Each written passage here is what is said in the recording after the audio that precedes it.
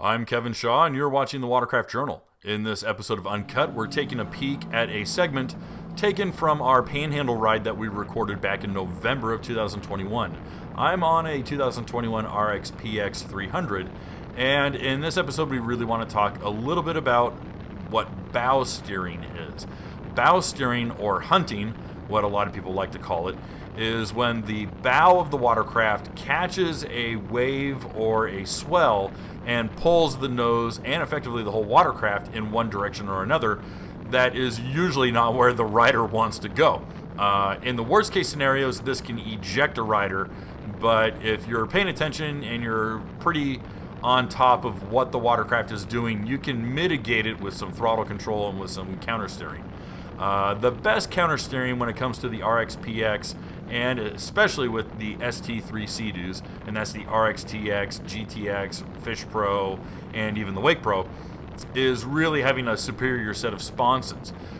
In our testing, we found that the Riva Pro Series sponsons are really the best when it comes to this, as the negative camber angle of the blade, the depth of the blade, and the general attitude of those sponsons really help keep the tail planted more than its competitors, and especially the factory settings.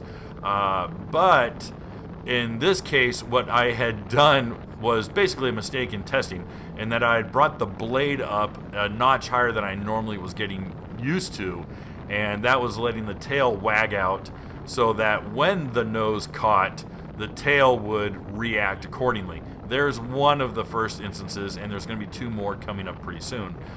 But what happens really is the bow will catch and it'll try to twist the watercraft. Now, if you have a really good set of sponsons that are deep set and you have some good throttle control, you can keep the tail from wagging out and kind of spinning out on you.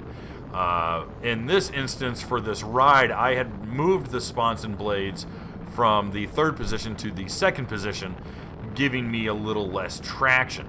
Now, in the next 20 seconds, you're going to see it really try to buck me off, but I trim up even higher, and I get a little bit lower in the tray, and you'll see me kind of twist the bars. Yep, there we go. And you're going to see that kind of kick up again and again and again. So the best preparation is to really get a good set of sponsons and to practice some very sharp throttle control.